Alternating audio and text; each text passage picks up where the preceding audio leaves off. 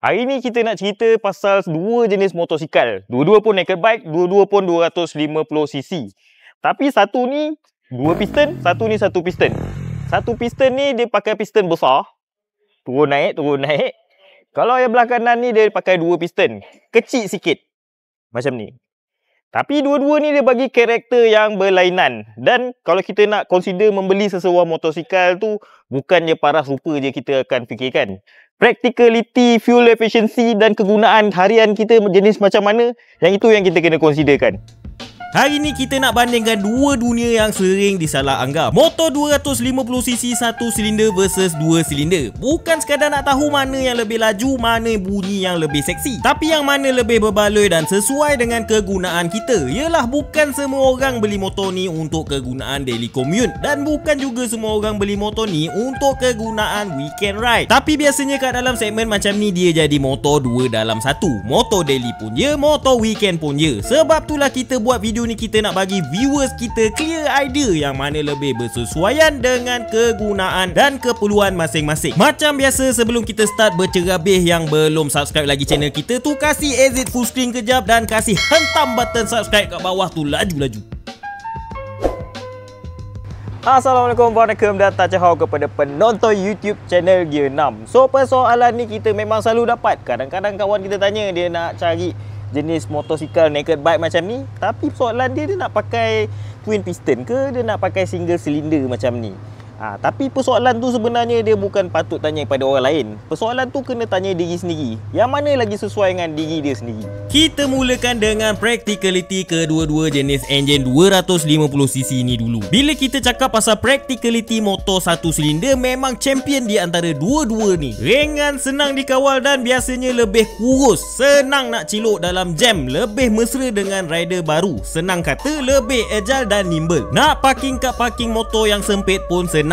Bagi yang tak biasa bawa motor berat-berat tu, kalau kita nampak motor jenis besar gedabak parking motor jauh sikit daripada motor lain tu, bukan sebab dia select mahupun riak dan takbur. Sebenarnya lagi berat motor tu, lagi seksa kita nak keluarkan motor tu daripada parking. Twin cylinder pula biasanya lebih besar, lebih berat, dan ada juga yang berat dia dah mengalahkan motor yang lebih besar sisi dia daripada dia. Tapi ada kelebihan dia juga, lebih stabil untuk highway dan rasa lebih solid bila bawa laju. Kat sini kita nampak secara satu lebih friendly di jalan-jalan bandar, satu lagi lebih mesra di highway. Cuba komen kat bawah tuan-puan punya jarak seharian macam mana? Banyak lalu highway ke atau banyak tempuh jalan biasa? Okey, ini bahagian yang selalu orang terlepas pandang, kos penyelenggaraan. Masa buat kira-kira nak beli motor tu, dia rasa dah cukup dah bajet dia nak beli sesuatu motor tu. Sekali sampai masa nak buat major service, dia nak ambil kau makan dedak ikan kawan tu sebulan. Kalau dari segi service interval kedua-dua jenis enjin ni, lebih kurang je lah jarak dan tempoh dia. Tapi sudah tentu ada perbezaan dia. Kebanyakan motor satu silinder cuma ada satu spark plug, dan sudah tentu satu piston, satu sistem intake, satu exhaust port. Itu bermaksud keringkasan yang disenangi oleh dompet dan juga pomen kita. Nak buka top cover pun tak complicated. Servis regular dia macam mana pula? Macam tukar minyak hitam dan juga plug. Untuk single cylinder biasanya engine oil capacity dia sekitar 1.2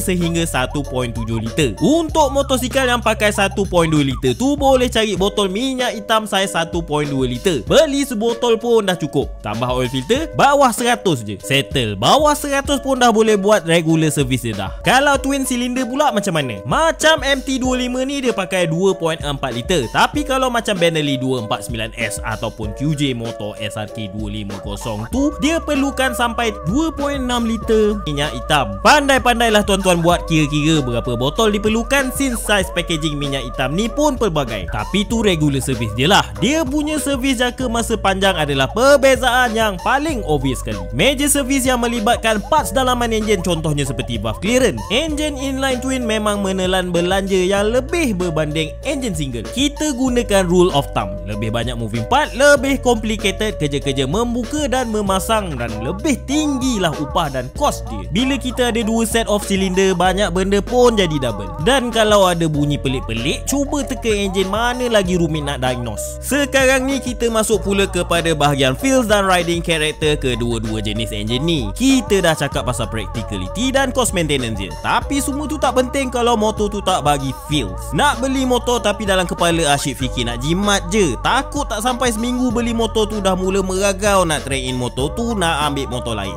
lagilah rugi. Motor 1 silinder dia hidup kat RPM rendah, pull awal sesuai untuk city ride dan kick dia rasa agresif macam motor enduro. Tapi bila high speed kita akan rasa fenomena termenung. Jangan terkejut kalau kat highway motor kita kena pancung dengan motor-motor super moped yang nakal. Kena biasakan diri, jaga sikit maruah kita, jangan pula kita pergi tunduk udang pula kejar motor yang dah modified tu. Lagi tercalar maruah kita nanti bang. Enjin silinder berkembar sebaliknya mengutamakan output kuasa yang lebih konsisten dan berkuasa merentasi julat putaran yang lebih luas, terutamanya pada RPM yang lebih tinggi, dan dia minta kita rev sampai red line. Tambah-tambah untuk inline twin crank 180 darjah macam MT ni pakai, memang rev happy. Nak cruising, nak race, enjin silinder berkembar buat semuanya rasa lebih refine. Kita nak cruising kat highway pun tak lenguh tangan ni dengan unnecessary vibration macam enjin single. Setiap pergerakan piston ada satu lagi piston cancelkan vibration yang terhasil. Tapi ini khas untuk inline twin dengan crank 180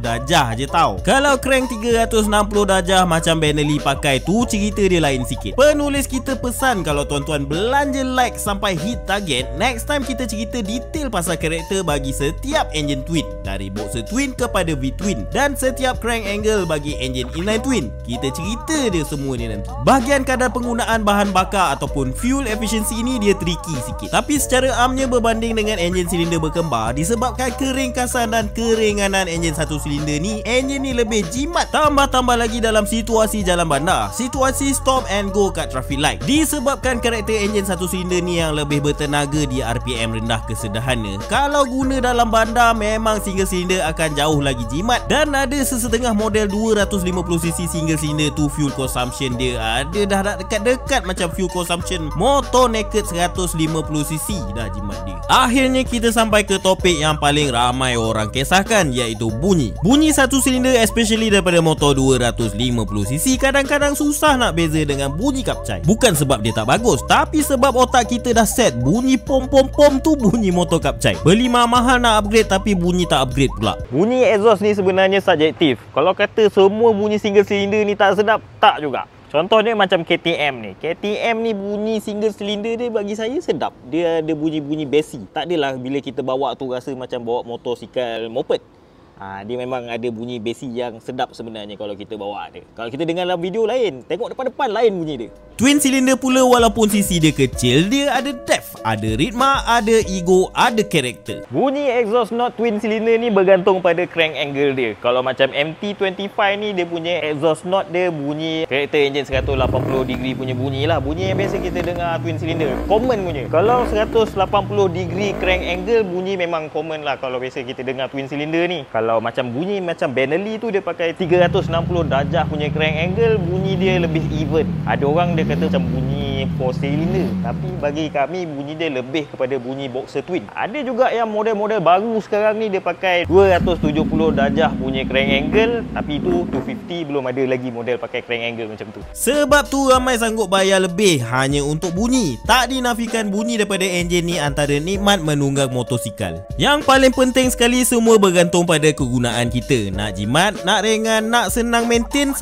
silinder lah jawabnya. Tapi kalau kita nak feel big bike, power atas highway dan bunyi yang lebih berkarakter, 2 silinder. Walaupun dia mahal sikit, dia akan membuatkan tuan-tuan senyum lebih lama menghadap hutang ataupun duit simpanan yang telah dibelanjakan. Nak beli motor ni bukan soal berapa silinder je. Kadang-kadang tempat kita nak beli tu lagi penting daripada spek atas kertas. Kalau tengah cari motor 250cc terpakai sama ada single silinder ataupun twin silinder, tak kisahlah naked bike ataupun sport bike, cuba tengok dulu apa yang ada dekat iMotorbike. iMotorbike ni bukan macam kedai motor biasa. Ini platform online yang senang, cepat dan penuh pilihan. Nak walk in pun boleh, siap boleh test ride lagi. Nak cari motor terpakai? Kat HQ dia ada bertingkat-tingkat daripada pelbagai jenis motosikal. Dari 1 silinder, twin silinder, triple, 4 silinder, semua dia ada. Nak jual motor lama tuan-tuan? Dah tentu boleh. Tak payah pening kepala cari buyer satu-satu. Tuan-puan risau kondisi motosikal terpakai? Jangan risau, setiap motosikal terpakai yang masuk kat sini telah melalui proses semakan dengan 170